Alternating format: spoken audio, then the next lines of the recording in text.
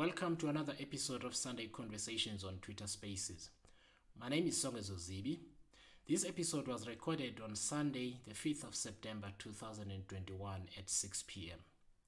Firstly, let me apologize to our listeners for some of the technical glitches we had on the day with some of our guests. This made the rapid editing we do very difficult, but we have tried our best to remove as many interruptions as possible. In this episode, we deal with the local government elections due to take place either in late October or the first 3 days of November by order of the Constitutional Court the previous Friday. I invited Dan Mafora of the Council for the Advancement of the South African Constitution, CASAC, Tselane of the Institute of Electoral Management Services in Africa. He is also a former Deputy Chair of the Electoral Commission, and Lulu White, founder and chief executive of the Elections Management Agency of Africa. She is also a former senior official at the Electoral Commission. I began by asking Dan Mafora to explain our three-sphere system of government, of which local government is one.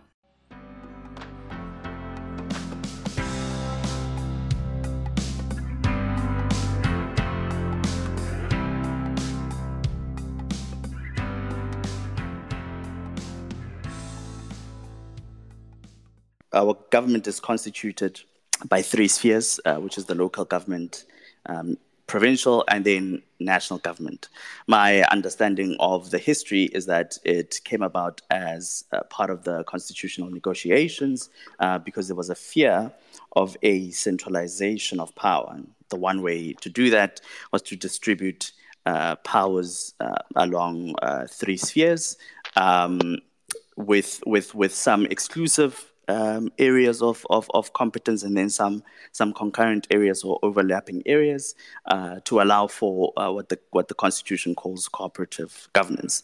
So at the lower level, at the lowest level is local government, which is, like you said, relates to municipalities.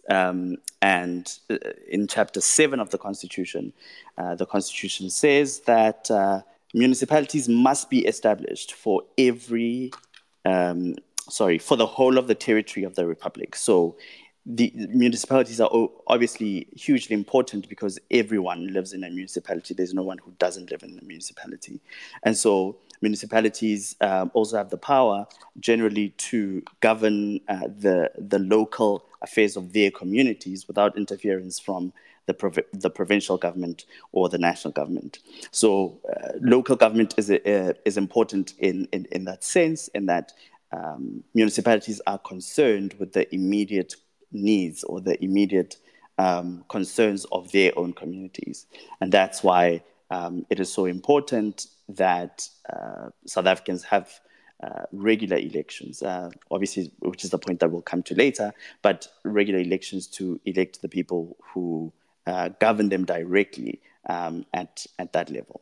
Thanks very much, Dan, for that explanation. I will give a little bit of perspective, of historical perspective, and then I will just ask Terry to correct me if I get anything wrong. But our constitution was approved by Parliament, was passed by Parliament in 1996. That's why some people call it the 1996 Constitution. And this was followed by its certification by the Constitutional Court. And that judgment is still on the website of the Constitutional Court under the 1996 judgment. It probably is the very first one. I think the next one must have been the death penalty case. I speak under correction. But it was certified by the Constitutional Court. And there is some useful commentary in that judgment around various of the sections. But when the Constitution came into effect, we did not have the municipalities and the metros such as we have now. We had what were called transitional local councils. So at the time, I was a student at what is now the Nelson Mandela University. It was the Port Elizabeth Technikon at the time. And what is now the Nelson Mandela Metro comprises Gqeberha, formerly Port Elizabeth, then, and it comprises Uitenhage, and it comprises a small town between Uitenhage and Port Elizabeth called Dispatch. I was working in UTNAG, and UTNAG had a mayor, Mr. Gawe at the time, and Mr. Ncebafaku was the mayor of the then Port Elizabeth. We then voted in terms of this current legislation and the new constitution in the very first local government elections in 2001, if I remember correctly. And after that, the councils were then elected after every 5 years. Now, part of the conversation at the time, and there was some extensive news coverage, and I'm sure it was true all over the country, was the demarcation of where the municipal boundaries are going to be. Because in many instances, there were people who wanted to be part of one or other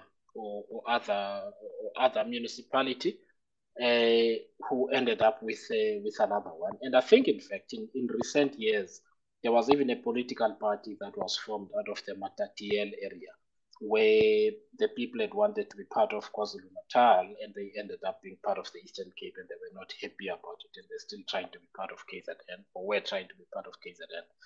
But there was a process of trying to draw up the borders, and it was quite interesting at the time, because people had differing views in terms of who should fall under which municipality. As you can see, I voted in 94, I then voted in 99, I voted in 2001. You can sort of work out how old I am by the fact that I voted in 94 and have been voting ever since, and I have not missed an election, I think, except the 1 year when I moved close to an election. The date of the election is set out in the Constitution, and that is the deadline for the next election, between the previous election and the next election. And I am going to ask Chari and Dan again to correct me if I'm wrong. I think the Constitution sets out a parameter of 90 days from the 5th anniversary of the previous election. So you can't continue postponing it perpetually. And I think the framing for the national elections is similar. And so we ended up where we were over the last couple of weeks. But Dan, let me just ask you: have I stated the time frame set out in the Constitution correctly, or is there anything you'd like to add? Sure. So basically, what the Constitution says is a term of a municipal council may not be longer than 5 years, right? So and that the start of the 5 years is determined, is calculated from the day after an election was held. So in the current circumstances, the 5 years expired on the 3rd of August, and so the 90-day period, the transitional period for elections to be held, began on the 4th of August. So yes, it is a term of no longer than 5 years, plus 90 days for elections to be held. Dan, tell me, are you able to give an insight? Because there is a minister designated to oversee. I mean, there's the Electoral Commission, obviously, but the executive arm of government also has a role to play in this. Can you just, in layman's terms, set out just the responsibilities of the minister? In this instance, it would be cooperative governance and traditional affairs, because they do play a role. What is their role in this instance? Sure. So the minister's role, or at least the Minister of COGTA's role, is very limited as far as I know. Obviously, she is responsible for overseeing issues of cooperative governance and several, I think, pieces of legislation. In this case, and I speak under correction, but I think it's the Local Government Municipal Electoral Act, or the Municipal Electoral Act, sorry, which gives her the power to, after consultation with the IEC, proclaim a date for the election. So several consequences follow as a result, one of which is that the voting roll is closed, and no new voters may be registered after a date has been proclaimed. So once the minister publishes in the government gazette and says October 27th, 2021 will be the date that I'm fixing for the election, the IEC then needs to start playing their role in terms of the roles of the things that they need to do to set up the election. But her role, I think, is quite limited. But of course, not having insider knowledge, wouldn't want to go further than that. Can I then just ask you at a high level, just to set out what the issues in this litigation were, the one that you were involved in? Sure. So what we had here was the IEC approaching the Constitutional Court on the basis of a report that was prepared by former Deputy Chief Justice Moseneke, relating to whether or not the elections that are scheduled for October 27th would be free and fair, or likely to be free and fair. And Justice Moseneke concluded that they would not be, and that the commission should, or it would be best if elections were to be held sometime next year in February 2022. And so, armed with this report, the IEC then went to the Constitutional Court to ask the court to postpone the election, which is basically to say that they asked the court to allow them to have an election outside of the provisions of 159.2, which, as I've just explained, set the time frame or set the limits of a municipal term to be 5 years, and provide a transitionary period of 90 days for there to be an election. So one of the issues, and obviously we're speaking right now not with the benefit or without the benefit of reasons for the decision that the court took, but one of the big complaints, at least that we raised as CASAC, was that there isn't a factual basis for the kind of relief that the IEC was asking for. So basically, what they said was, because of COVID-19, and the measures that have been adopted and the restrictions that have been imposed by government, it has become objectively impossible for them to fulfill their constitutional obligation, which is to manage and to conduct elections that are free and fair and regular. So the problem here was that the IEC relied almost exclusively on the report by Justice Moseneke. Relied on the report by Justice Moseneke and did not provide any other facts to show that, it's objectively impossible for them to conduct elections before the 1st of November. The 1st of November is, of course, the end of the 90-day period by which we need to have new municipal councils.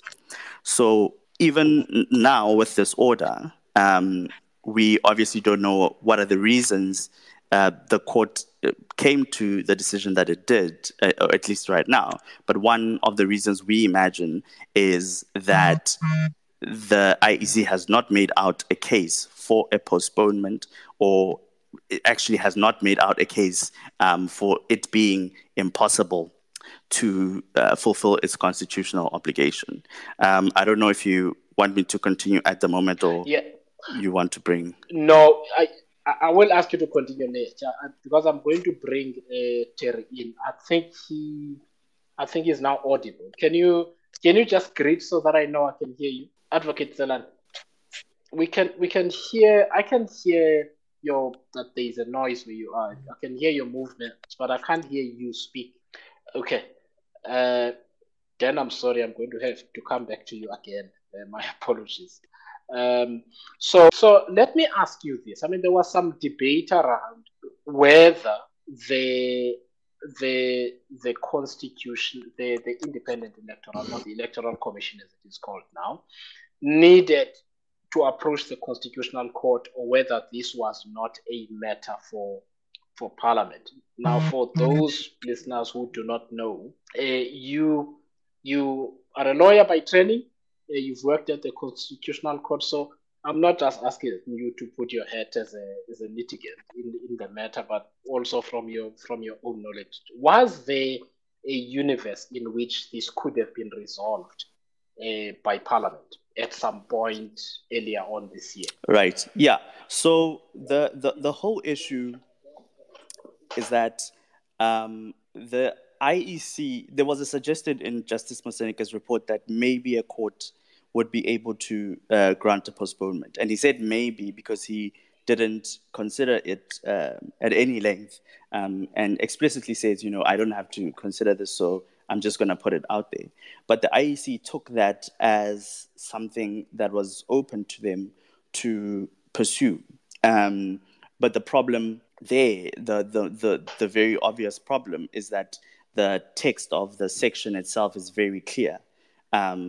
It says this is how long a term is, and this is what must happen immediately after the end of that term.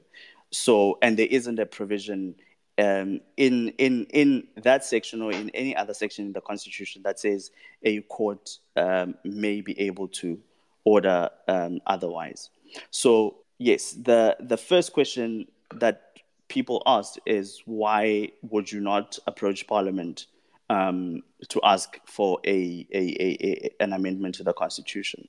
And the IEC's response was simply that, one, they didn't think that they would be able to meet the threshold that the Constitution requires, which is, I think, 75% of members in the National Assembly voting in favor of an amendment. And the reason for that is that regular elections, regular free and fair elections, are mentioned as a foundational value in Section 1D. So if you were going to amend the term of office, or the provision that regulates the term of office of a municipal council, what you would be doing is changing the regularity of the elections. And so you would need a supermajority in order to do that.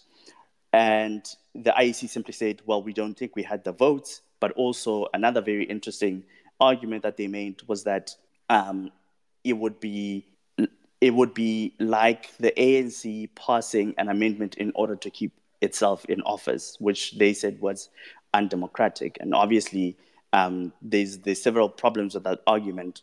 One being that there are many municipalities across the country that are not run by the ANC, which also would have their lives extended by an amendment to the Constitution, but also that what they were asking the court to do would ultimately do the same thing, because even if the court were to postpone an election, you would still need to have functional municipal councils in place. And the only way to do that would be to extend the lives or the legal authority of existing municipal councils. And so, yes, there was an avenue for this issue to be resolved otherwise.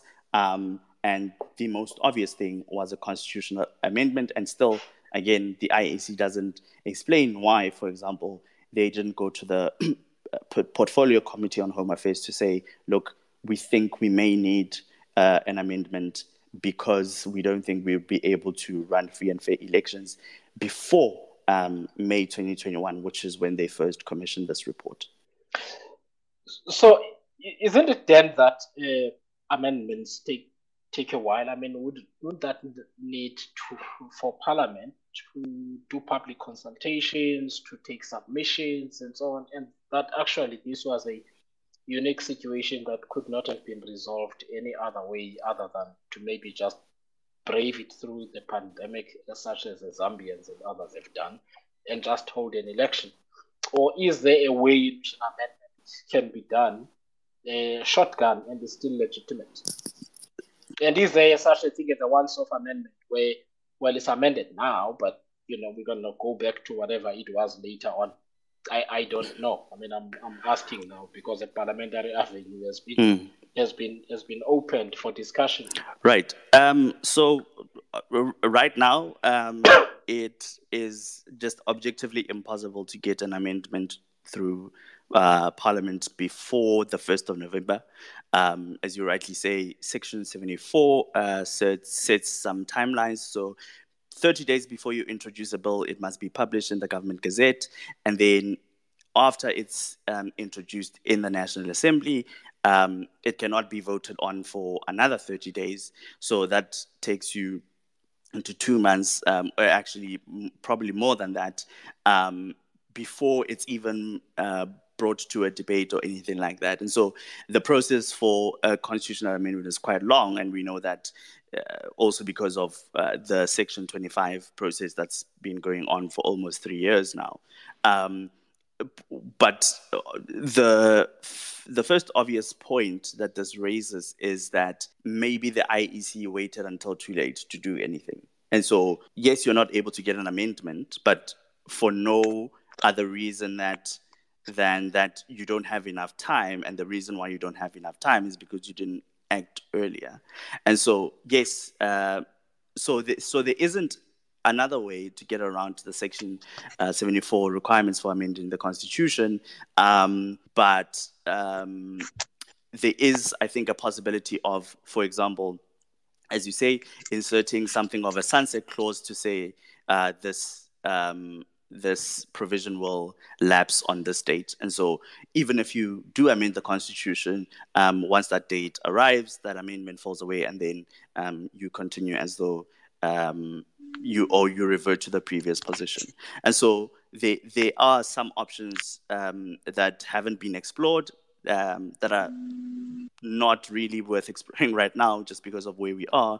But certainly there were avenues for things to be done differently here. Dan, can I just ask you? I mean, you used to work at the Constitutional Court, so I am going to ask you a question that is unrelated specifically to this litigation, because I feel that it is important to straighten some of these things out, and that is the speculation. And there are still some diehards from the Western Cape, from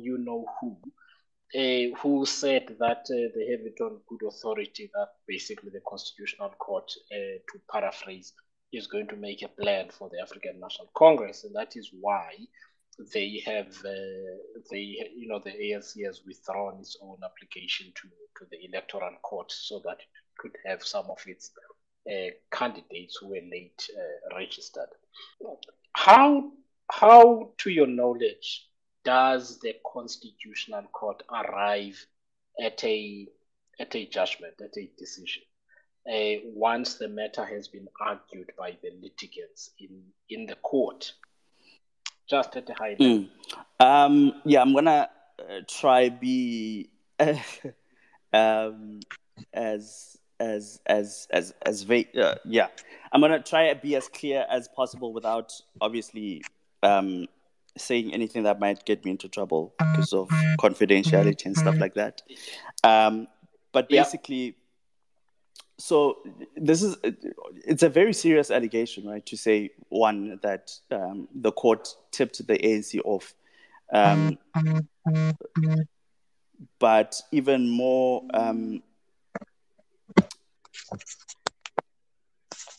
Sorry, Dan, can I, because I can hear what's going on with Chari, but every time I ask him to speak, I can't hear him.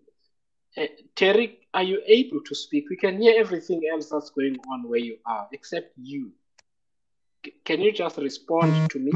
Okay, so we have a unique problem today because I honestly can't hear him at all. And I've been messaging him, and he's trying to get on. So then, put it to you this way. I mean, a bench reaches a decision. Sometimes it is a unanimous decision. Sometimes it is a split decision. And what I would think as a lay person is this, and maybe that would be helpful to this. So here's what I imagine as a lay person, is that basically the judges would get together at some point. It's not everybody always working by themselves in a room. They would have some kind of conference where they may want to get some initial thoughts. There will definitely be issues of law and constitution. There might be issues of fact, but they consider all of those things once, twice, or three times. And in terms of the conclusion, in terms of which litigant they agree with or not, they might tally whoever is in favor or against the application. If it's a unanimous decision, they then choose a scribe. If it's not, if it's a split decision, then the majority is somebody who writes for them, the minority the other person. I mean, the question. Firstly, two questions. One, is that generally what happens? Two, are there any outside parties that get involved at all in the court's deliberations? Maybe let me frame it. So on the first question, it's a bit different with the Constitutional Court. So at the beginning of the term, you have a court roll, and each case on that roll is assigned a judge or a scribe at the time. So after a hearing, what would usually happen is the scribe will prepare a post-hearing note, which is basically a preview of their draft judgment to set out the submissions, set out what their thoughts are, and recommend an outcome. And then after that, there will be debate amongst the judges about, who agrees, who disagrees. And once that has been settled, as you say, at conference, they'll meet at conference and see if the differences in approach or in the differences, basically, whether they can bridge the gap or lessen the gap between them. And in that case, sometimes you end up with a unanimous judgment where the disagreements are very strong. That's when you will have someone who dissents or writes for the minority. Sometimes there's a disagreement among the minority, and then you have more than one dissenting judgment because they don't agree among themselves. So that's generally the process. That process is restricted to judges and their clerks. So on the second question, no one, not even the administrative staff at the court, have an input on the judgment writing process. So it's a very limited or very restricted group of people. Obviously, there are conferences and such where only judges attend. So even clerks are not privy to those discussions. And so it is very, very, like I was saying, it's a very serious allegation to say the court or someone has been tipped off with regards to a decision just because of the sheer number of people who do not have access to to those discussions who actually work at the court. And so, the implication is that only that information, if it did come out of the court, came from a very limited number of people, which is either judges or clerks. And obviously, you can tell right now that I'm very apprehensive about saying anything just because of how confidentiality is such an important part of the job. And so it's very unlikely that any information would come out of the court unless there was some, I don't know how, some intervention, some interception rather of judges' communications. But it's like I've said, it's a very serious allegation to make without any proof. But it is very unlikely to happen anyway, in any event, unless, of course, we're going to start slinging allegations against judges, in which case we must put up, proof of those in this very difficult climate of just like hostility against the judiciary. So I sent you a DM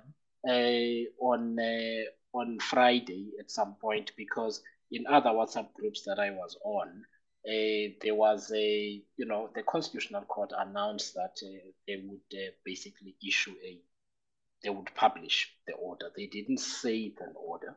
And I asked you whether they shouldn't be reading something like this, and you said, well, if it is an order, it's not unusual for them to do that. Would that be, can you just give a perspective on that? Because it's not the actual judgment itself; it's an order. The judgment will be delivered at a later stage. Right.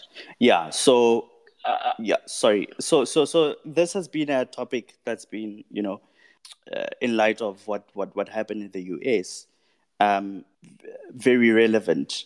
So a lot of the decisions that are taken at the court are taken in conference. So decisions about whether or not to set down a matter for hearing or dismiss a matter are taken at conference without having heard argument. And what follows after that is the registrar's office rather will issue directions to the parties or will issue an order coming out of conference. And those orders are obviously not judgments, and they're not handed down in open court. They are simply sent to the parties to say your case is dismissed, or in the case of directions, this is what needs to happen after this. So this is a special case, one, because argument was heard and we all watched the argument, the hearing, and then two, it was an urgent matter. So on the urgent role, what you would usually do is you have the hearing and then you issue an order, or where time allows, you issue a judgment. But obviously, the judgment writing process is quite a long and a very rigorous one. In the case of an urgent matter, which has serious constitutional implications, the longer the court waits, it is proper, or it is preferable, to have an order out, basically telling the parties, this is what we have decided, but we will give you reasons later. Obviously, it's not something that the court does often, because the court isn't designed to hear urgent matters, but where it does, there is some scope for these kind of things to happen. And we know from the order of Friday that the decision itself not unanimous. So obviously, it will take longer to deliver a judgment. But in the meantime, you have an order that sets out what should happen next. So it's not completely unusual. It's just unusual in cases where full judgment or a full hearing was held. Dan, let me get back to you and ask you a question. I mean, there are people who've now said that the order gives the ANC an opportunity to complete its registration that it couldn't, and there are those who say that it does not. What is your view? Right. So the order says two very important things. The first is that the current timetable, right, that the IEC published remains applicable.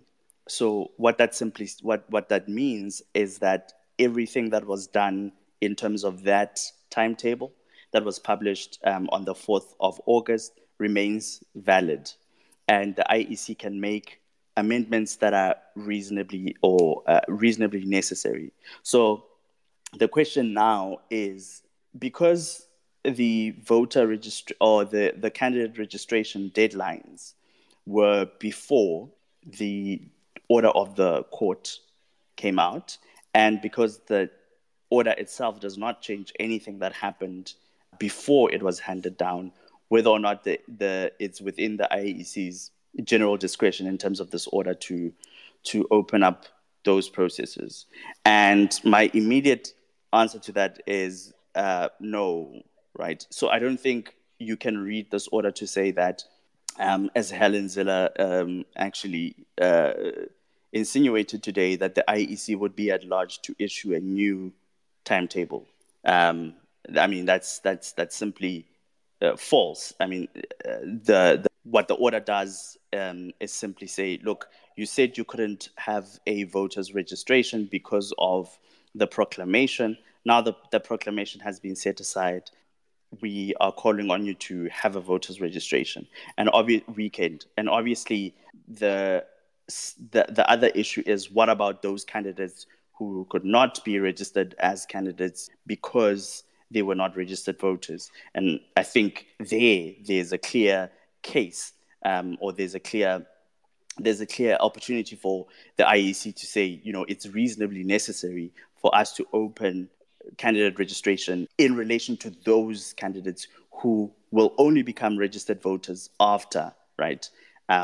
After the court handed down its judgment, allowing the IEC to reopen this process. So I don't think that just based on reading the order, that a reading that says it is open to the IEC to allow the ANC, and specifically because there is case law from the Electoral Court and the Constitutional Court that says adherence to the timetable once it's published is very important. It allows parties to participate in the election on an equal footing. So if the IEC were to allow ad hoc amendments to the timetable, open up processes that were closed for other parties, or actually allow non-compliance or another opportunity at compliance for a party, let's say the ANC, when other parties worked very hard to comply on time, that would be unfair to the other parties, right? And so they could contest it later as being something that rendered the election unfair. And so that the scales in that regard are tipped not in favor of the IEC, of this suggestion of the IEC opening up the election timetable or the candidate registration process, simply because there's no legitimate reason for them to do that when the majority of the parties that are participating in the election make sure that they comply. And obviously, the other issue is that the timetable itself is secondary legislation or subordinate legislation, in the sense that the IEC is given the power to set this timetable, and once it is set, all the parties that want to participate in the election have to comply, and the IEC can't punish anyone for not complying, but if you don't comply, you disqualify yourself.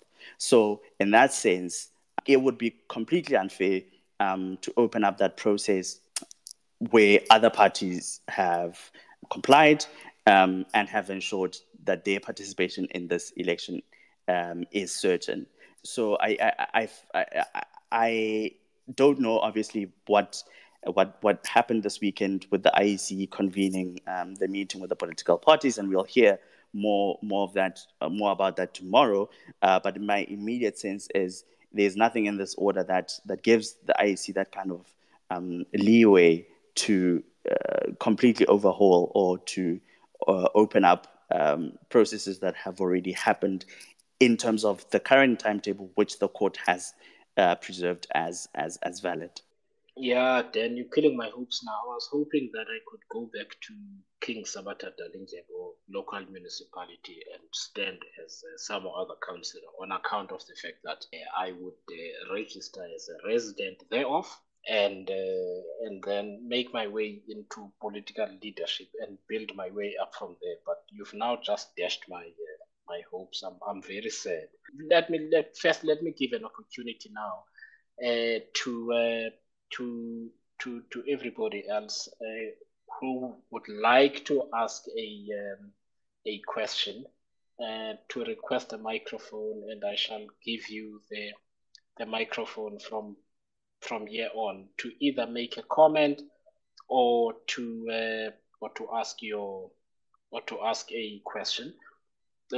So again, for housekeeping purposes, we are talking about the constitutional, the legal, and the administrative stroke procedural issues relating to the local government elections, and therefore we are not going to talk about what did the ANC get wrong, what should they not have done, whose fault it is, and that sort of thing. it's not tonight's conversation. I'm not qualified to answer that question. Those kind of questions. Dan is not qualified to answer those questions, and he's made that very clear to me.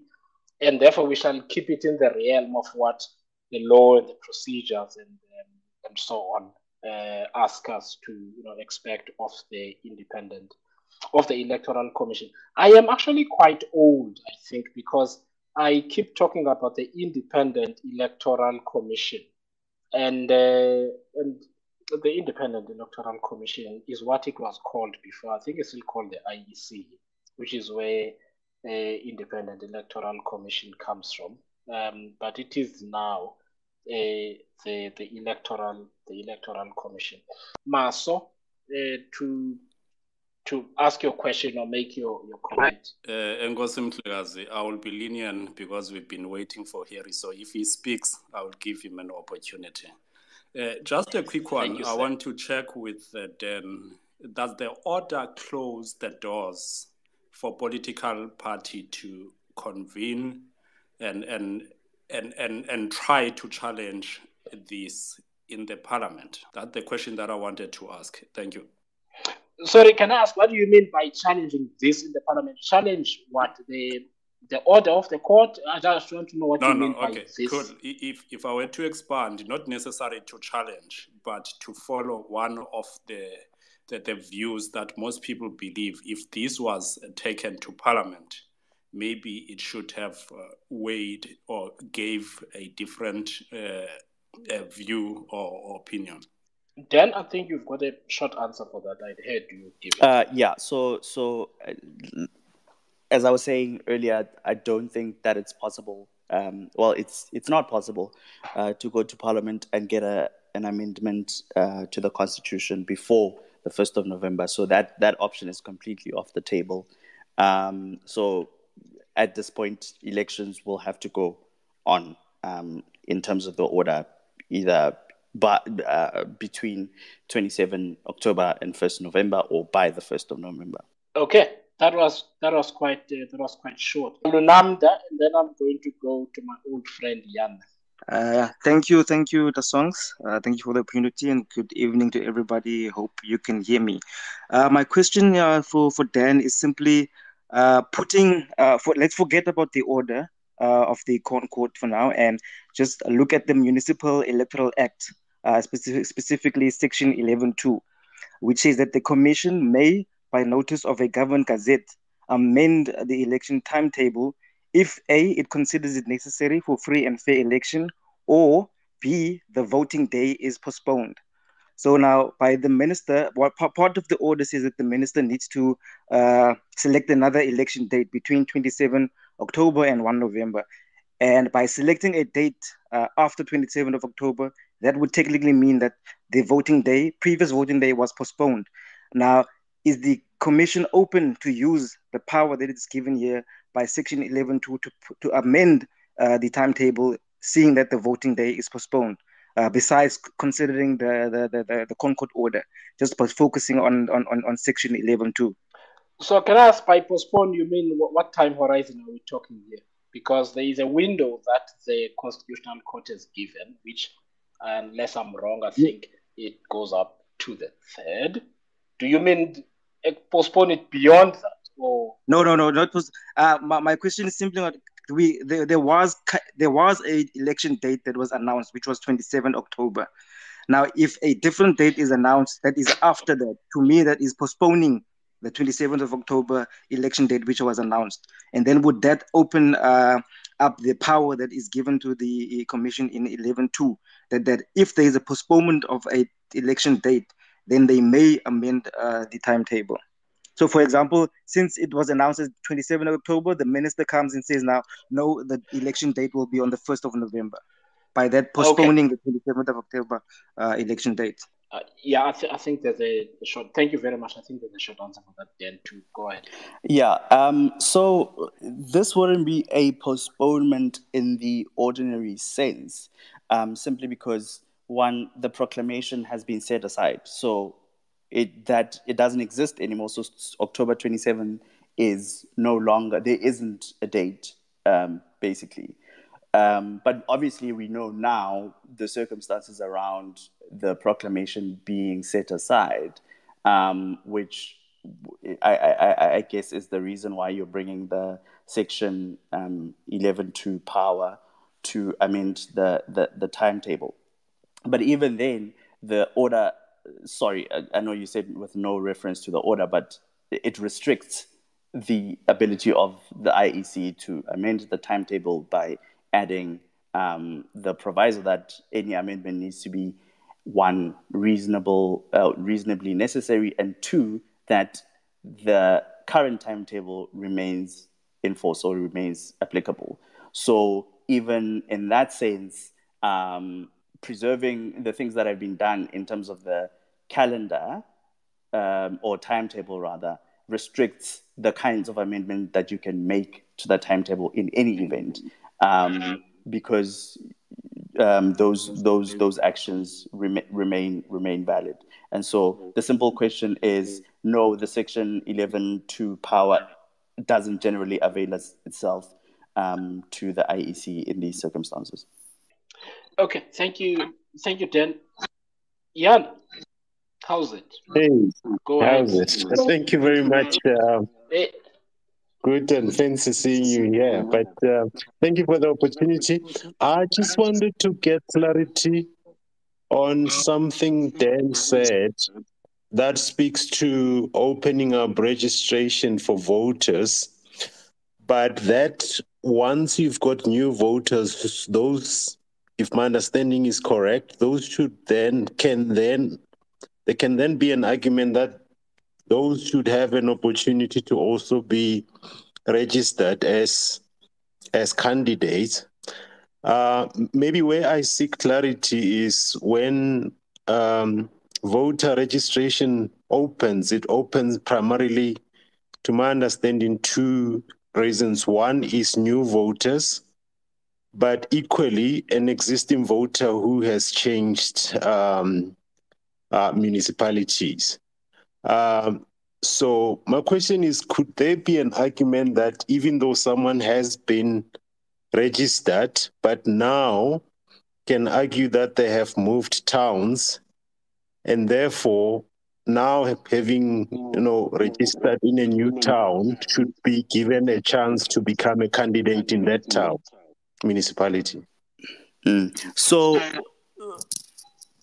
because we have a weird timeline of candidate registration happening before voter registration, my immediate sense is that if you were a candidate that fell into the second category, which is to say you moved towns and you were going to stand for local office in your new municipality, you would have already tried to register as a candidate and failed, because the deadline for registration was before the deadline for for candidate registration was the deadline before the deadline for voter registration. So only those candidates, and obviously I'm construing this in the most narrow and conservative way possible, to say only those candidates who couldn't be registered, either because there were new voters or there were voters who moved and were thus not on the voters roll, only those candidates who tried and failed would be able to register now that they would have been able to register as voters. So it's a very limited exception in any event, even if it were to exist. Yeah, sorry, Jan, yours and my window are gone in this matter. So I understood. So I've got good news in two respects. The first is I think Terry is back with us under Sam Kokeli's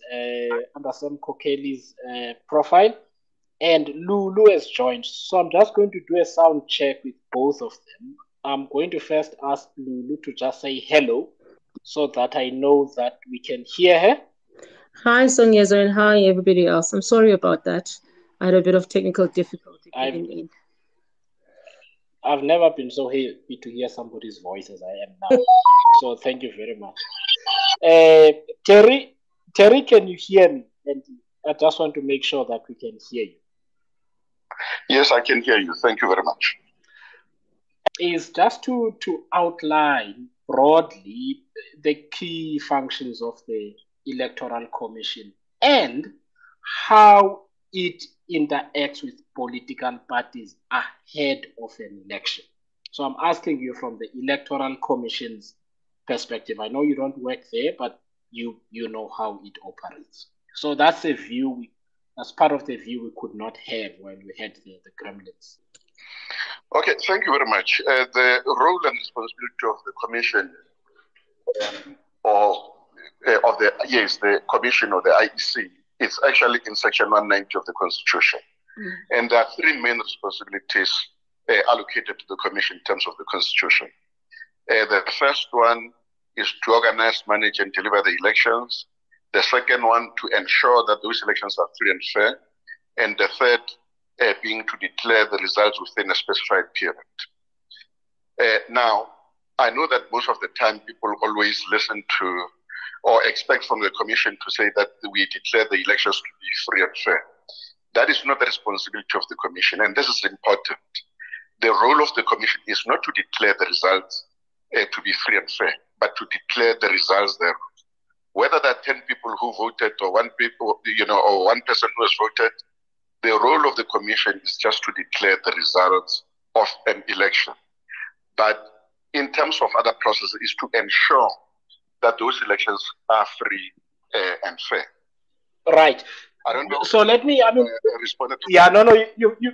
Yeah. It was a two-part question. You've responded to it, and it's something that I actually didn't know. So let me ask you this follow-up question on, and I'll ask Lulu to deal with the second part of that of my question. But on this one, so in the event that Songezo Zibi and his political party that didn't get enough votes feels that the election is not free and fair, so who do I go to then?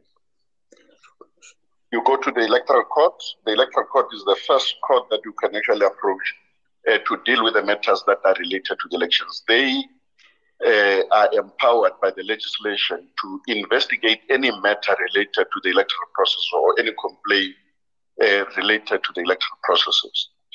Only after you've gone to the Electoral Court, then the matter can be escalated to the Constitutional Court for assuming that you are not satisfied with the decision of the Electoral Court. You can still appeal to the Apex Court, which is our Constitutional Court, the decision of the Electoral Court. Okay, so let me get you correctly. So in the event that somebody is unhappy with the outcome of with the manner in which the election was conducted, they go to the Electoral Court. From there on, any of the litigants involved do not then go to the Supreme Court of Appeal.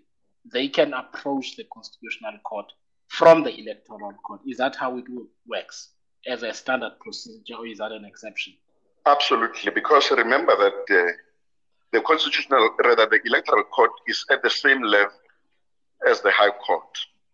So normally what happens is that all the people who have been, who felt disadvantaged or who did not agree with the decision of the Electoral Court, instead of going to the Appeal Court, would go directly to the Constitutional Court for access. And the Constitutional Court has not really denied people access after they've actually been to the Electoral Court. It has happened in quite a number of occasions where cases moved directly from the Electoral Court to the Constitutional Court. Okay, thank you. That's something I had no idea about, actually. I thought you would then, in fact, I thought it's the Electoral Commission that declares the election free and fair, but I now actually remember that they haven't uttered those words, actually. So in other words, if nobody complains when the election, after the election has been declared or during the course of an election, that an election is not free and fair, and the Electoral Commission therefore declares a winner and the rest of the votes, it is inherent in that it is considered free and fair by all participants without somebody having to certify it as having been free and fair. Would that be a correct formulation? Yeah, the Electoral Commission does not have to certify the elections as free and fair. The Electoral Commission has got a responsibility in terms of the Constitution to declare the results of an election. So, like I've indicated, and there have been quite a number of occasions. Let's take, for instance, Vuwani or even Merafong, where the residents boycotted the elections. At that time, I remember, our former chairperson, Commissioner Dr. Pam, was very angry about the fact that the elections had taken place and that only few people had participated. And she said, no, she is not at liberty to go to the public and declare the results to be free and fair when so few people had actually voted. But when we investigated this matter, we looked at the Constitution. What does the Constitution say? We look at all the legislative pieces and came to the conclusion that there is no responsibility for the Commission to declare the results free and fair. We have ensured the result. We have ensured that the elections are free and fair by making facilities available, by publicizing our voting stations. And then we had done everything from our side to make sure that the residents could participate in the election. So from our side, we had done everything that we could do to ensure that the elections were free and fair. The issue of declaration of the results, it's a secondary issue, important as it is in the bigger scheme of things. So our responsibility there was just to declare the results, and we declared the results, and then nobody contested the declaration thereof. Okay, no, I completely get it. Lulu, let me bring you in here. I mean, we often deal with the Electoral Commission from the perspective of the voters. We register to vote in a particular area and so on. What we had not thought about, I certainly had not thought about, is the perspective of the Commission's dealings with the political parties themselves. I had no idea that this could even be a remotely complicated process. Can you just, at a high level, just take us through that process of interactions between the parties? Okay. And if there's anything you want to add to what Advocate Tselane was saying that you feel is important, of course you can do that. All right. Look, as just to reiterate what he was saying is Advocate Tselane is actually correct when he says that the role of the IEC during an election is to ensure that the environment is conducive for a credible election to take place. And if you look at the instance that he talked about with regard to Vuwani, it was, even though there were riots, but the environment wherein elections were taking place, they were not compromised, and the environment in those areas were sufficient for an election to take place, which would then give a result that would say the election was free and fair. There was the access to media. So when you look at free and fair, there's various things you're looking at. You're looking at access to media. You're looking at the fact that people were able to go and campaign freely without being intimidated. You're looking at, so there's various factors that you would actually tick off in a box that would actually qualify an election to be whether it is free and fair. It's not necessarily the result or the type of results that comes that determines an election to be free or fair. So he's actually quite correct there. With regards to the IEC's interaction with political parties, the IEC has what they call political party liaison committees. Now, what these liaison committees, obviously they come from political parties at a ward level. If there's independent candidates, then independent candidates also form part of those party liaison committees. What they basically do, it's a negotiated space. This is where political parties have an interaction and communication with the Electoral Commission to ensure that whatever the Electoral Commission puts out, it's like a buy-in. That's where the IEC actually gets a buy-in, because politicians and political parties are a very big part of our electoral process in South Africa. So at any given point, for example, this particular issue of elections being postponed was initially first discussed at a political party liaison committee, where members felt that they are uncomfortable. They feel that ABCD could be a reason why this election should not continue. So At a high level, it starts from local level. At a high level, the Electoral Commission actually has political party liaison committees. Those political party liaison committees act as though they are a sounding board between the Electoral Commission and political parties, and by extension, therefore, to communities, because the expectation is that when a political party has had a decision or discussions with the Electoral Commission, the expectation or the assumption is that that political party would then go and speak to its own constituency and update them with regard to what is happening or what will be happening within the Electoral Commission. And so that means then over time, in fact, let me start here. So is this an ongoing process, these liaisons? So are these specifically constituted for a specific election between the commission and the political parties? It's an ongoing relationship. However, once an election has been declared, then it becomes much more regular. But it's actually an ongoing relationship between the two. Okay. No, thank you very much. That's very helpful. So one of the things I'm going to be doing, and firstly, I am going to vote. I am registered here in Oliver Sport in Tselane. I am going to vote, and one of the things I'm going to be encouraging people to do in my locality and on my social media channels is to encourage people to go and vote, because local government is important. Now, Advocate Tselane, I've looked at your age relative to mine, and I have a suspicion that you were around when this whole discussion about the 3 spheres of government took place. While a lot of us are preoccupied with national government, local government is really important, not just in terms of our constitutional architecture, but for a whole host of other reasons. Are you able to give us an insight into why this sphere of government is important in terms of our constitutional order, and just secondly, in terms of citizen participation beyond voting? Advocate Tselane, you can come in. Okay, I hope we haven't got that sort of problem again. Sorry, Patrick. I'm hoping. Yes, you can. Sorry, Patrick, start again. So should I? I wanted to correct something that I've. Yes, go ahead. A number of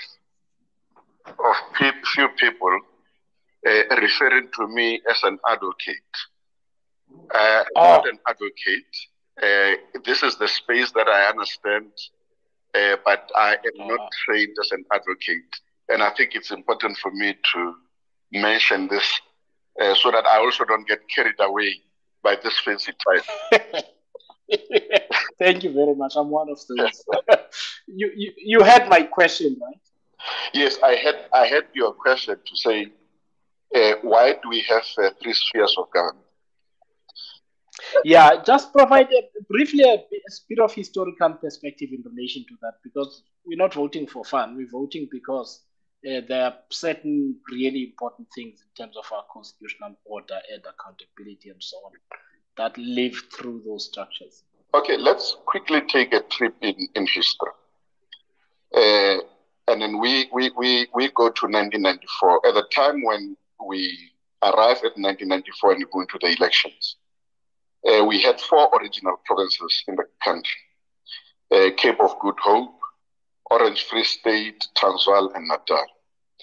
But in addition to this, we had the TBVC states, Transkei, Bophuthatswana, Venda, and Ciskei. And now all these structures were then brought together on that day when we had our first democratic elections. Now, as part of trying to look at which sphere of government can be able to deal with particular issues, it is during that particular period that a decision was taken that national policy issues should actually be allocated to the national government, or to not national government, but to the National Assembly. So if you look at all the legislation, that legislation largely would emanate from the National Assembly.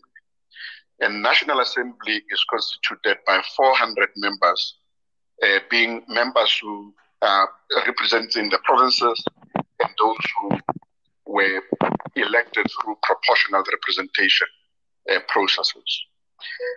Now, a decision that was then, I'm so sorry about that. A decision that was also taken was that the local issues should actually, the local government should be established in order to deal with local issues that, for instance, include having to deal with, local amenities, whether it be water, electricity, roads, collection of garbage, and all those aspects, because it would not be possible in any case for those issues to be dealt with by the national government. National government would set the policy. But then it was also agreed that the country was going to be divided into provinces in order to create the capacity of people who are elected to be closer to the communities that they are serving. Remember, at the time when this is happening, we do not have direct representation system where people are coming from particular constituencies serving in national government.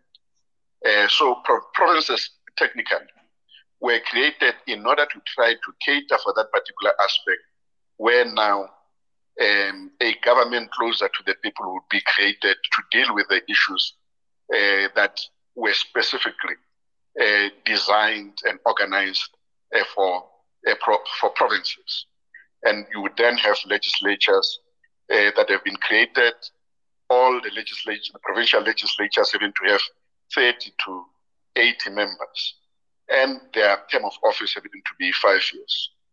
Now, I indicated earlier on that the National Assembly also would have people who are actually coming from provinces, depending on the number of seats that a particular province has. As I've indicated, you've got between 30 and 80 members per provincial legislatures. Now, all these members are elected using proportional representation system. Those who are going to national government or national assembly, as well as those who are going to the provincial legislatures.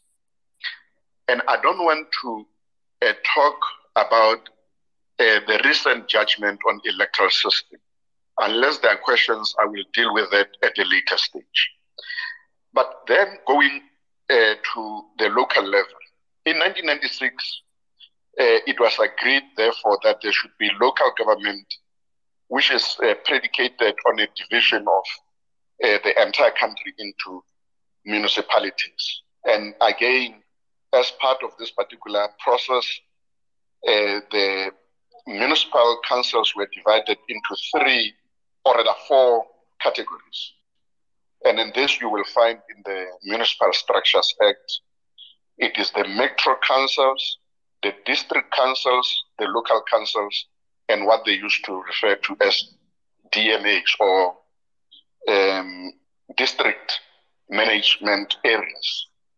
For instance, the Cradle of Humankind would fall under a DMA, but these structures have since been eliminated.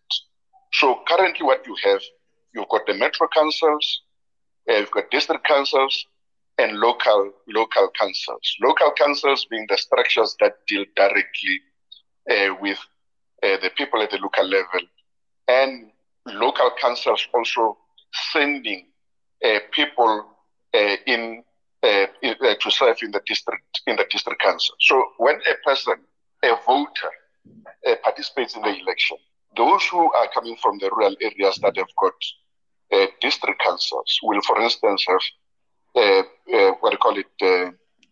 three ballot papers. One being for a district council, proportional representation. Another one for a local council, representative, proportional representation. And then the third one being for a ward councillor. So because you've got wards in all the municipalities, you would also have representation at a ward level. But those who are coming from the urban areas or from the metropolitan areas would then have only 2 ballot papers representing a proportional representation portion and the other one representing a ward council. So not everybody gets the same number of ballot papers when it comes to the elections. And the reason why you have that differentiation, it is largely to be able to cater for the kind of the structures that are there in the Municipal Structures Act, which are the districts, the locals, and the metro councils, as well as the wards. Okay, so can I ask, are the duties of a ward and a PR councillor or responsibilities, are they different? And if so, yes, how? They are different, in a sense that a proportional representation candidate is largely put in a list by a political party. So that particular person gets into the council as a result of having been nominated by a political party to be in the party list. A ward councillor, on the other hand, it's a person who is elected directly by the local community, and then that particular person is answerable to the local community.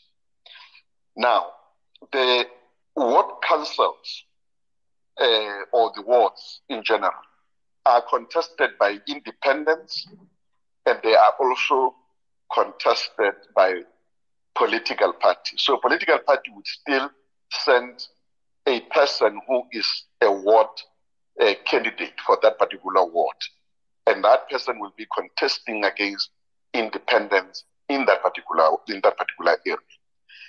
But in reality, what is supposed to be happening is that once a person is elected as a ward council, that person does not represent a political party, represents the ward or the constituency that is elected. And that's why from time to time you would hear that there are by-elections. So in the event that a candidate or a person who is a ward councillor dies or resigns, then that person has got to be replaced. The only process through which it can be replaced is through by-elections. Whereas a person who was elected based on the party list will be replaced by a political party based on the people that they have on their list.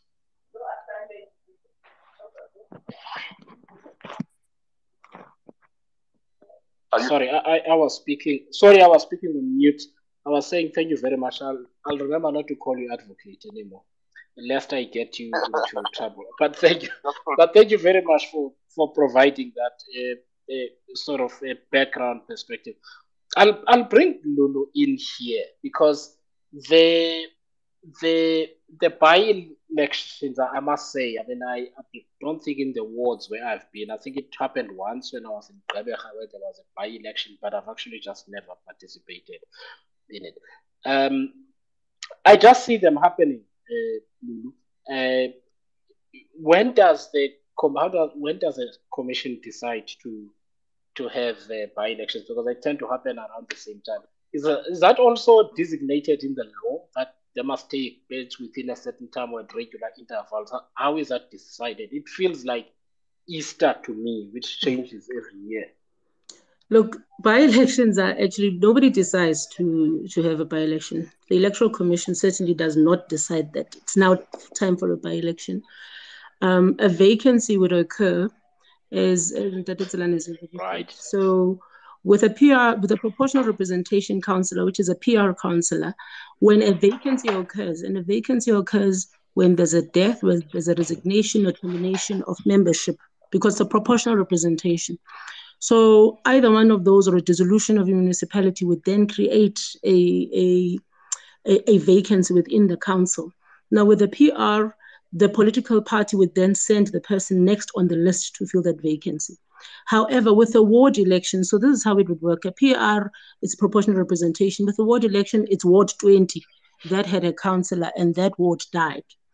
municipal manager would then have to declare that vacancy, that Councillor so-and-so in Ward 20 has since passed away. As a result, the Electoral Commission has 90 days within which they must fill the vacancy.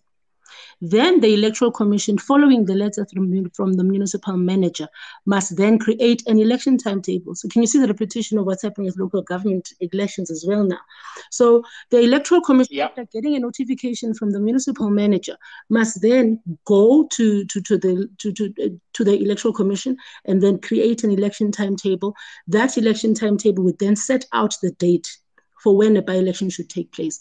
And that by-election must basically take place within a period of 90 days once that vacancy has occurred.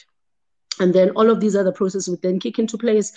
Voter registration, targeted voter registration, closing of the candidate, closing of your voters' roll, opening of candidate nomination, closing, all of those processes then kick into place to ensure that a by-election inadvertently takes place within the 90-day period. And then there's a new ward councillor. Now, so it's not the IEC that decides to have these elections. However, with the last by-elections that we had late last year, the Electoral Commission, together with the Electoral Court, there was a decision that was taken that all by-elections must halt due to COVID-19 regulations. And that is the reason why the first by-elections that took place after that whole period, so they look like mini elections. Right. So that's what a ward by-election is actually. Essentially, it's mini by-elections within various wards. And they are kicked off because of particular timeframes, and they are kicked off when a vacancy occurs within a municipality. Those by-elections, political parties can take place, also independent candidates can participate in them. Aha, thank you. So let me ask, who does is there any kind of vetting that gets done of the candidates for election, or does the commission accept them in good faith that I am not a convicted something or the next? Look, the vetting of candidates is generally an arduous task. And you imagine if the Electoral Commission had to vet 10,000 candidates in one go for a particular election, that would be something that would actually be quite impractical. What the system of the Electoral Commission, so political parties have a responsibility to ensure the vetting of their own candidates. However, there is a check and balance within the system that requires, after a period of candidate nomination, when candidate nomination closes, there's a publication of candidates lists. And in that publication, the Electoral Commission offers the public or anyone wishing to raise an objection against a particular candidate to do so. Right. Now, then that objection period is the objection period that would then say candidate so-and-so is actually a criminal, he's got a criminal record, he will therefore not be qualified to stand, or whatever reason it is that that person is being objected against.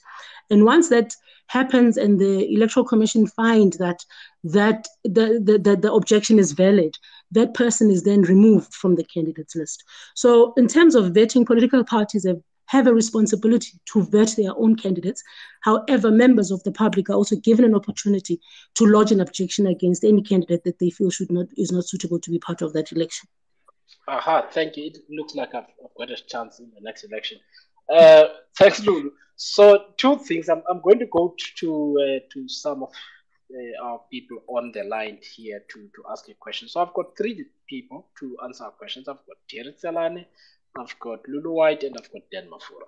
Dan, in particular, on the legal matters, he was very helpful in the beginning, took us through the circumstances and the legal issues around the litigation by the IEC that resulted in the court order on Friday by the Constitutional Court. I also encourage you to tag me or my co-host Lorato Tsenkeng on Twitter and ask your question if you do not want to come on as a speaker, and I will put those speakers through to each of our guests here. So let me go to Debuho. You've been waiting, sir. Thanks, Son. And I must also say thanks to all the panelists for the insight. I've got a question that I think Dan will be better positioned to respond to, but all the other panelists are obviously welcome to take a bite if they wish to. It's got to do with the elephant in the room, if I may call it that, being that the opening of the voter registration might open, there's a view out there that it might open an angle or an opportunity for other voters who register and who should avail them to stand for election to now start saying, look, we are entitled to do it. So if the law of general application will be applicable here, specifically Section 36 of the Constitution, whereby it could very well be that the Commission is enforced based on factors that the courts would have dealt with. I don't know if Dan's got a thought on that. Yeah, Dan, go ahead. And also, I mean, Terry and Lulu, you're most welcome as well. But Dan, go ahead. Sure, thanks. So as I think I was saying earlier, is that I think what the position would be in relation to any candidates who were not registered voters by the time that the deadline for the registration of candidates was reached, I think there would be a case to be made for them to be allowed to register as candidates. The reason being that obviously there was an obstacle in their way, which is that they were not registered as voters at the time. But that since that has been removed, there should be no bar to them being registered. So I do think that case can be made. I am not sure whether or not that would be kind of like, or not allowing them to register would be a justifiable limitation in terms of Section 36, as Tebogo mentions, specifically because it wasn't their fault, or it wasn't a self-created obstacle. There was a genuine obstacle in their way, in that the voters' roll was at the time closed, and they were not able to be registered before they could be registered, or registered as voters before they could be registered as candidates. I hope that makes some sense. But I do think there is only a slim chance of an exception being made for those specific candidates. Thanks, Dan. Terry and Lulu, do you want to weigh in?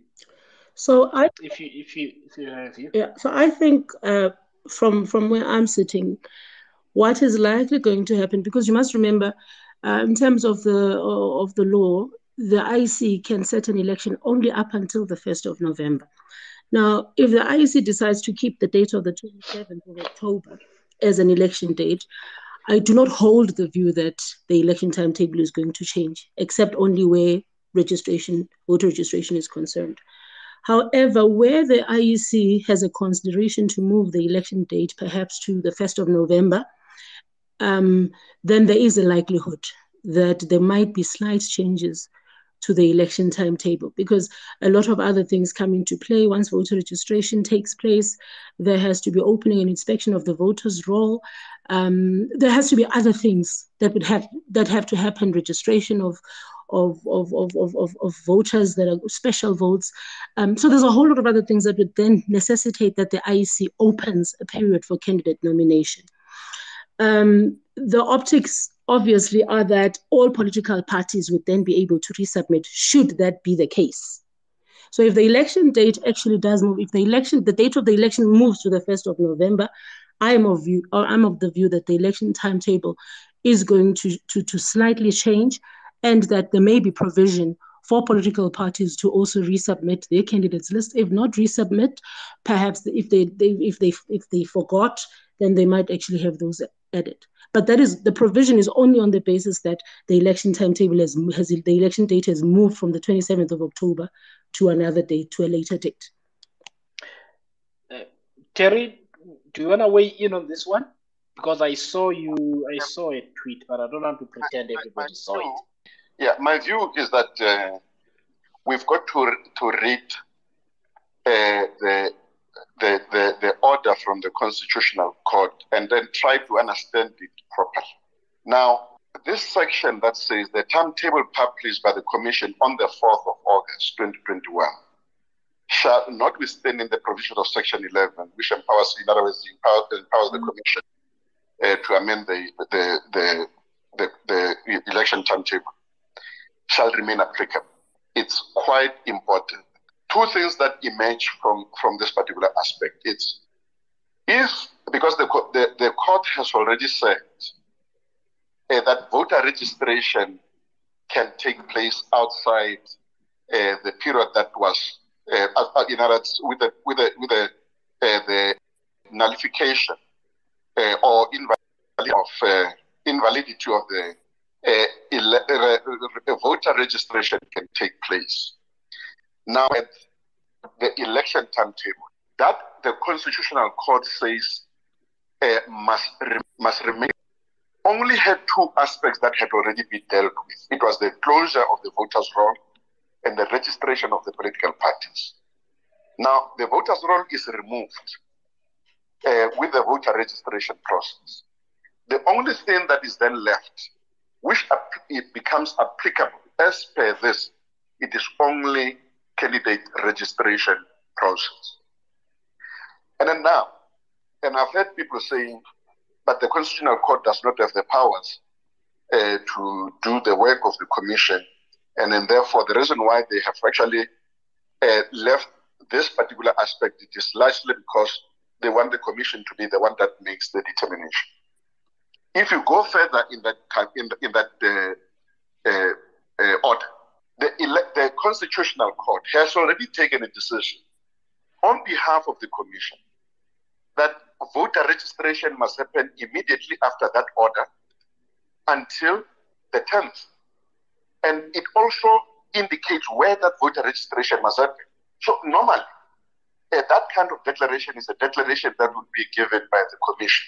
But in this instance, the Constitutional Court itself said the voters will go to the municipal offices of the Commission to go and register. So any voter today, tomorrow, can go to the municipal office of the municipal offices where the IC offices are located and register. So this argument that the Constitutional Court, by not nullifying the election timetable, was actually not trying to intrude into the powers of the Commission, I think it falls flat. So that particular aspect, as I've indicated, if you remove the voter registration and candidate registration from that timetable of the 4th, then it remains whole. And then the Constitutional Court could have then nullified the election timetable and said, you must start afresh. But they did not say so. They said it remains enforced. And I'm saying the only thing that remains enforced, it is basically a registration of political parties, because there is, of candidates and political parties, because there is nothing left if you remove voter registration in that timetable that was issued on the 4th. All other aspects that have got to happen will happen as a consequence of a new date and a new declaration, or rather the new proclamation by the minister. So the issue of certification of candidates, the issue of special votes, the issue of publication of the voters' roll, those will come as a consequence of the amendments. And I think the Constitutional Court, when it says the IEC must effect those reasonable amendments that are necessary, it's basically referring to those particular aspects and not something that has already happened. So in other words, it was not giving carte blanche to reset everything effectively and treat this as a new process. I suppose the lawyers are wrapping their hands gleefully over this weekend and over the next few days, because I suspect there will be lots of consultations with attorneys. But thank you to all three of you for those questions. Teboho, I hope you have been dealt with. AB. Thank you so much, Songe. So my question is also related to the question that has been answered, but in a sense that there's information that is coming through that from those that are part of the candidates, independent candidates that sit obviously on the IEC committee that deals with that dealt with the amendments. And the information that is coming through is that there would be, the elections would be on the 1st, and then there would be an opportunity to open for the candidates registration. I just wanted to check if that is true, and tomorrow the IEC briefs the media or briefs us that that is true.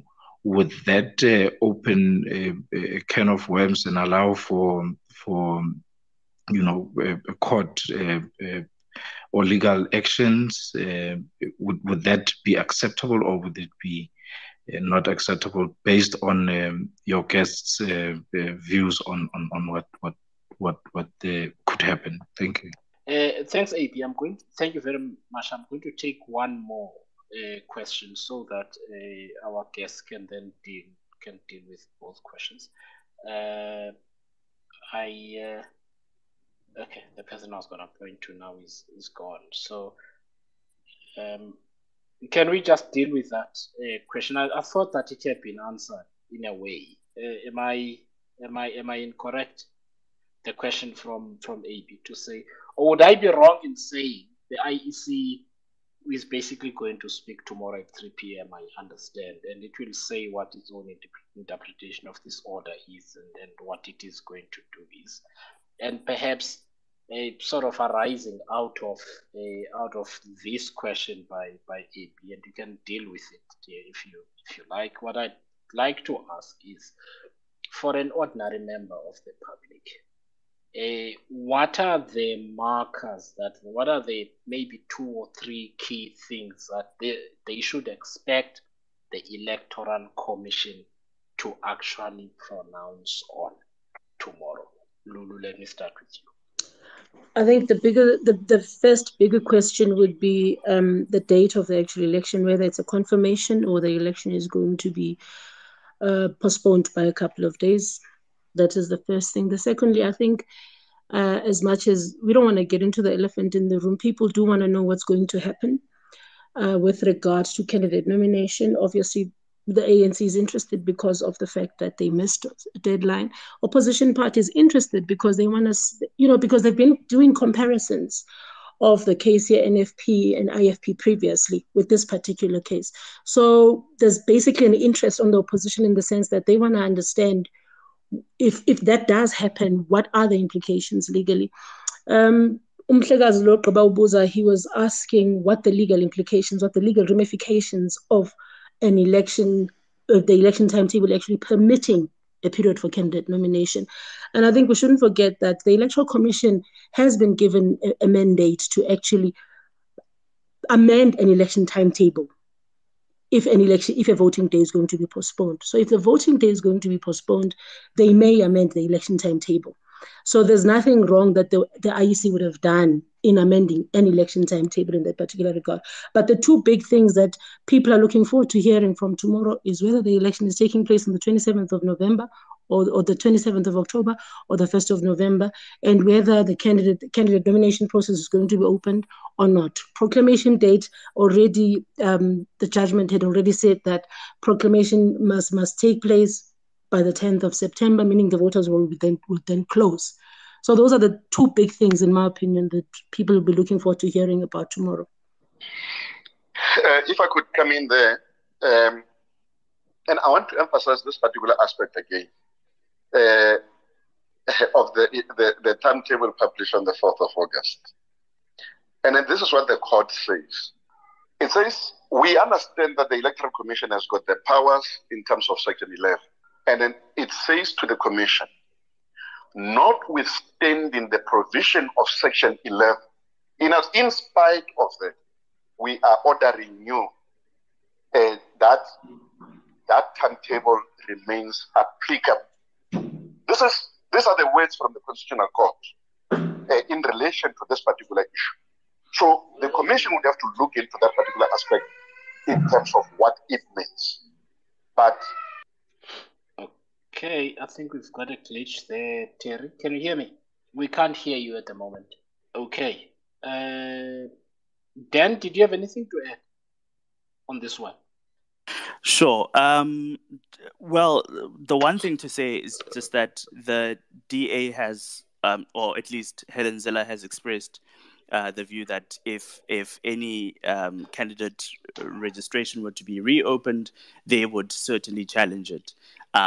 So that's one of the things that the IEC will probably have to consider in deciding what kind of amendments it's going to make to the timetable. But as I was saying earlier, the courts have not been very receptive to the idea of the IEC amending the election timetable in favor of or for specific parties who were not able to meet the deadlines that it set.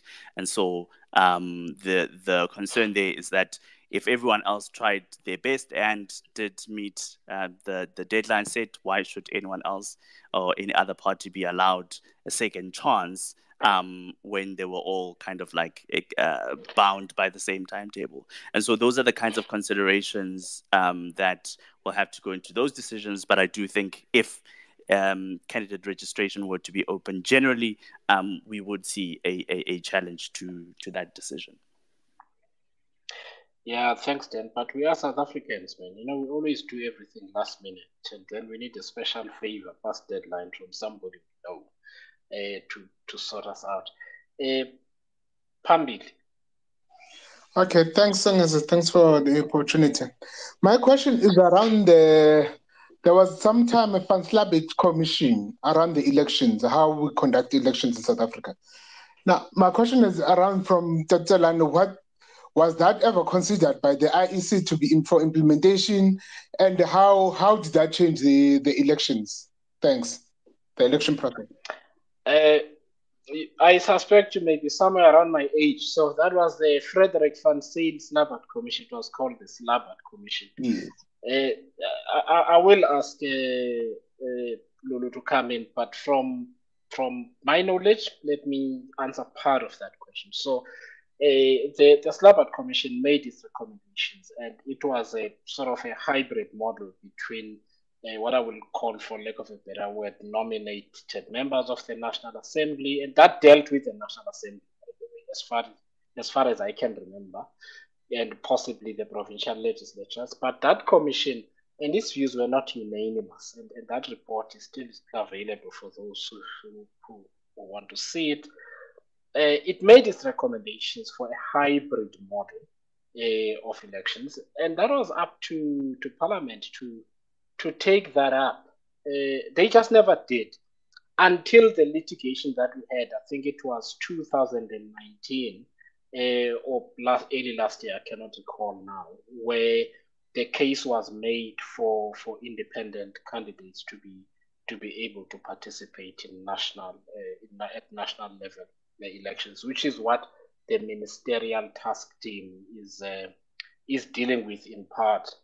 And by the way, one of the decisions we have taken is that, for your comfort, Pambili, we are going to bring people who are seized with that work onto this space to explain those issues pertaining to electoral reform, the process involved, the mechanics involved in that issue. So what I'd like to ask you to do is to be part of that conversation. We'll announce it in good time. We're hoping to do it in the next 1, 2, 3 Sundays so that we can deal with it.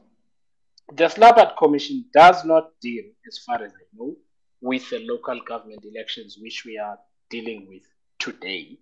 However, if I am wrong, I will, as I see that Terry is back and Lulu is still here. If I am wrong in that assertion, please let me know. But for your own comfort, it's a very important topic. We'd like as many people as possible to know what's going on so that they may decide in their individual and other community and organizational capacity how they are going to participate in shaping our election laws, in reshaping our elections laws in general. Lulu, am I correct? I don't know if Terry is back. Yes. Am I correct in how I set out the issues in the Slabat Commission and how they relate to the local government election? You are absolutely correct. The Slabat Commission, the main purpose was basically to deal with issues around electoral reform at national and provincial level. So it wasn't particularly targeted for local government election.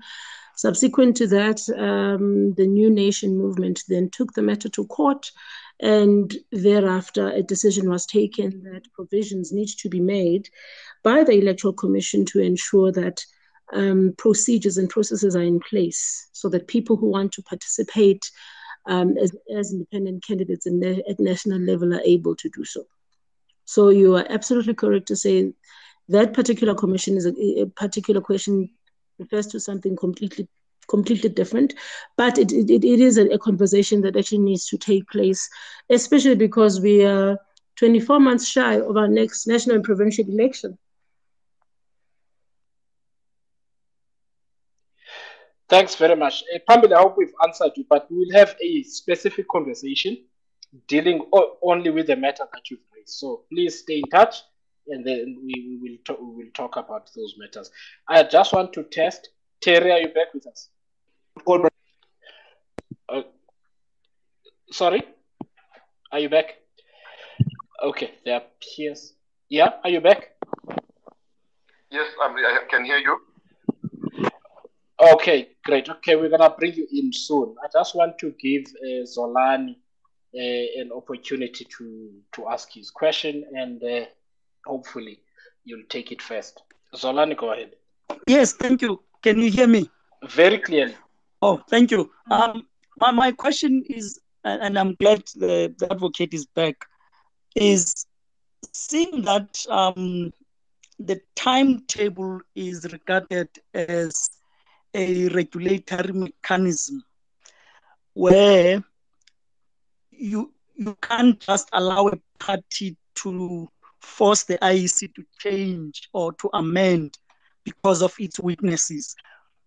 That's where the other principle is derived. But then the question is, the order says the proclamation by the minister is set aside. Now, doesn't that create two different scenarios where now the setting aside could be seen as a loophole equivalent to the postponement that the IEC was looking for? Can there be a loophole for lawyers to say, no, you can't use that case of the NFP and equate it to this case, because in this case, the proclamation date was set aside and therefore could be seen, I mean, in inverted brackets or commas, could be seen as equivalent to the postponement that the IEC was looking for. I'm trying to think, or I'm trying to step in the minds of the lawyers that you said they are now warming up themselves to take the matter. Couldn't that be seen in that angle to say the setting aside could be equivalent to... Okay, Tselane, I think we'll get the gist of it. There's some sound issues. Go ahead, Terry. Yeah, the proclamation by the minister is done in terms of Section 24 of the Municipal Electoral Act. And that proclamation is separate from the election timetable. The election timetable is done in terms of Section 11 of the Municipal Electoral Act. And then this is what it says. It says when an election has been called, the commission must compile a timetable for the election. So the proclamation and the nullification of the proclamation do not have a direct impact on the election timetable. In other words, you don't need the proclamation of the election in order for you to develop the election timetable. So the nullification of the proclamation does not nullify the election timetable, because if it did, the Constitutional Court could have said, now that we are nullifying the proclamation by the minister, we are also nullifying the election timetable. But because these are two separate processes, even though they have a relationship, but are not dependent on each other, the election timetable is developed when the election is called. In other words, not proclaimed, but when the election is called. So when the president announced the date of the elections, the commission will compile an election timetable. And then within that election timetable, the commission will also indicate the date by which the minister must proclaim the date of the election. So election timetable has quite a number of milestones that must be achieved before the election. Yes, proclamation is important, but proclamation, the only thing that proclamation does is that it closes the voters' roll. But it does not, its nullification therefore cannot nullify the election timetable. And that's why the Constitutional Court was careful to say that election timetable which was agreed to, or which was issued by the IEC on the 4th of August, remains applicable, notwithstanding the fact that the IEC has got the power to change Section 11, or to amend the timetable in terms of Section 11. So, in other words, Terry, my reading appears to be the same as yours, was that the court was attempting to make clear that we are not writing off, we're not setting aside everything that has been done thus far. What we are doing, we are saying two things. One, the election cannot be postponed in the manner that the IEC was looking for. We're giving you a deadline, which is, I think it's the 1st of November, whatever that date is. So between the 27th and the 1st, it can be on any of those days, number one. The second thing is we recognize that because we're asking you, for instance, to have a voter registration weekend and so on, there may be certain changes that you need to make in order to ensure that you're able to deliver a credible election on the day. And insofar as you need to do certain things within the ambit of the legislation and this order, you are allowed to make those amendments as necessary. But those must be reasonable. Don't do things that fall outside of the issues that are set out in this order. Would that am I understanding it correctly? You've really captured it succinctly. That's exactly what the Constitutional Court has said to the IEC. And by the way, even the nullification of the proclamation by the minister, it is not because it is in reality unlawful. The minister followed the proper process. But what the Constitutional Court was doing was trying to get a facility for voter registration, because voter registration was not going to happen whilst the proclamation still stands. Because the proclamation by the minister closes the voters' roll. So in order to allow for the voters, and then this is the only thing that the Constitutional Court is doing, it is thinking about the interest of a voter who did not take advantage of the opportunity to either change their details or to vote, and not to deal with all the political parties. If they wanted to do so, they would have said so. But here, they specified they are only concerned about voter registration. And then they realized that changing the voter registration would mean they are acting against the law if they do not invalidate the proclamation by the minister. So they had to now declare that unlawful and invalid in order to get that facility of the voters to be able to participate through registration. And because of that, they are aware that you doing that would have implications for other processes that were still remaining. That's why they are saying to the IEC, you've got to take measures that are reasonable in order to be able to amend this. But remember that what we have here is the election timetable that you issued on the 4th. And that timetable at the moment only has one aspect that can change. It is the candidate nomination process. Thanks, Thanks, Terry. Dan, let me ask you a question. Why is it that the court couldn't have put it that way? I mean, does the language have to be the way that it is? I mean, it's a flippant question, but it's also important. That it appears to me that it would have been simpler for the court to say that we are giving you, or we are instructing, we are ordering you to open up the opportunity for those voters who have not registered so that they can vote. But this must not be construed to mean you can reopen wholesale the registration of the political candidates. Is there anything that prevents you legal people from writing orders in that way? Well, there isn't anything that prevents the court from doing that, but we have to remember that the issue of political parties not being able to register in time was not an issue when the court heard this case, right? So this on the 20th of August, the issues were very clear. The IEC was asking the court for an extension or a postponement of the election to February 2022, and that application was dismissed.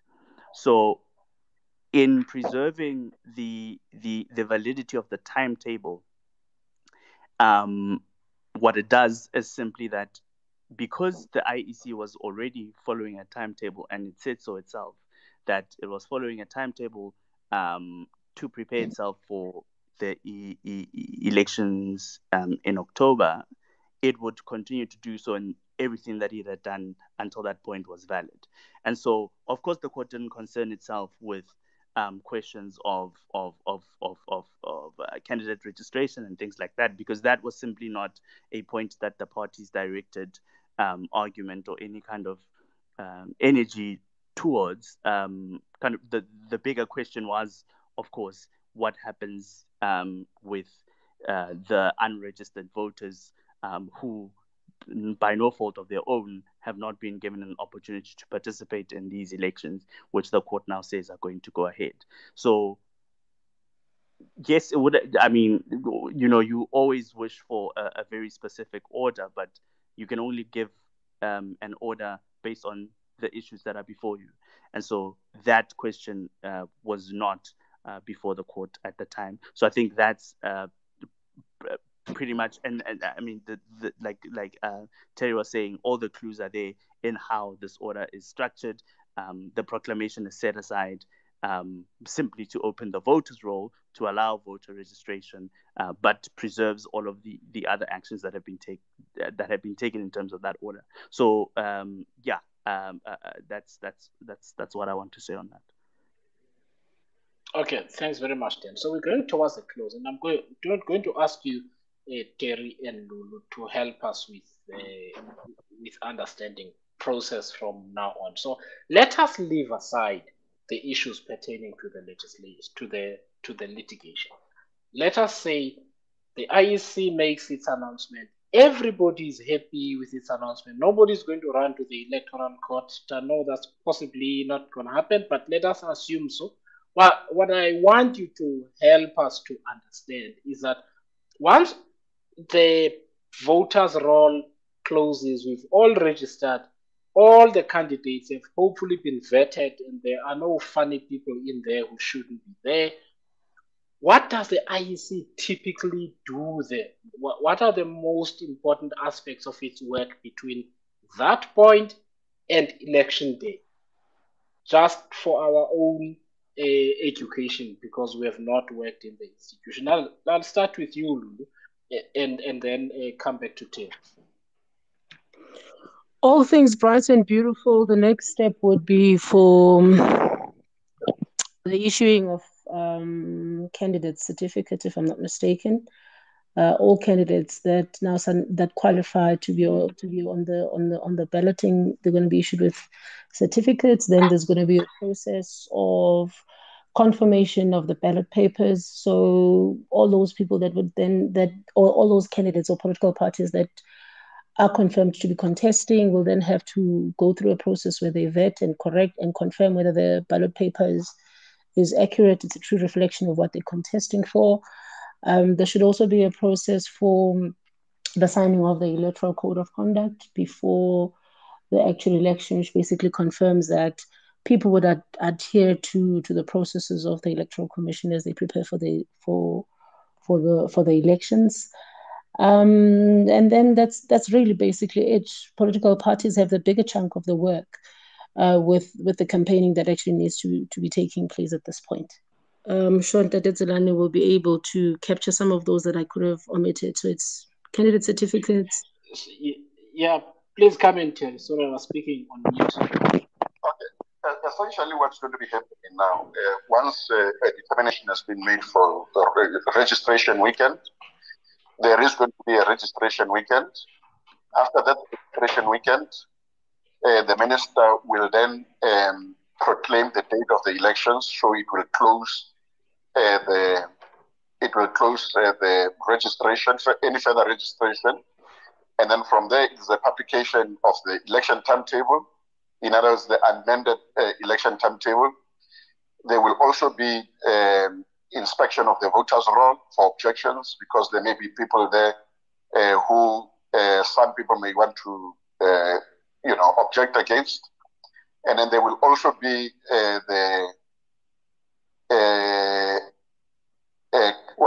the notification of what Lulu was referring to earlier on, certification of the candidates. And from there, it is basically the elections, the special votes, and the election day. When all the political parties have got now, their certificates for participation, and then the voters' roll has been also certified, it will be special votes and other special votes. It will then be the election day itself.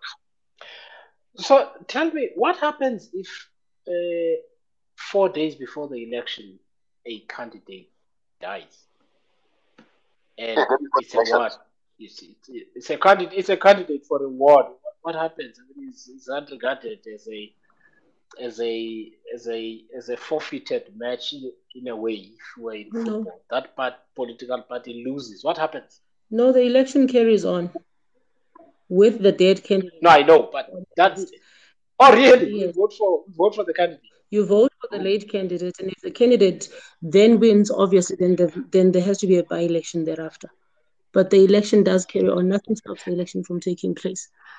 With a PR on a PR list, the political party then is given, if a candidate dies that's on a PR list, after the election, the political party is given 14 days within which they can augment, replenish, or substitute their list. So nothing stops the election taking place, essentially. Now, I just wanted to know what happens after, Lulu? Once the dead candidate wins, then what happens? They go into a by-election immediately after elections. Oh, I see. The by-election process that takes place to replace. So there's another election essentially in that particular ward to replace the late candidate, the late now councillor, if they'd won that election.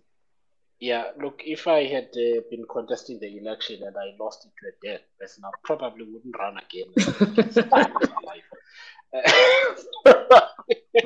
Maybe you would have been the second highest. Don't knock your chance.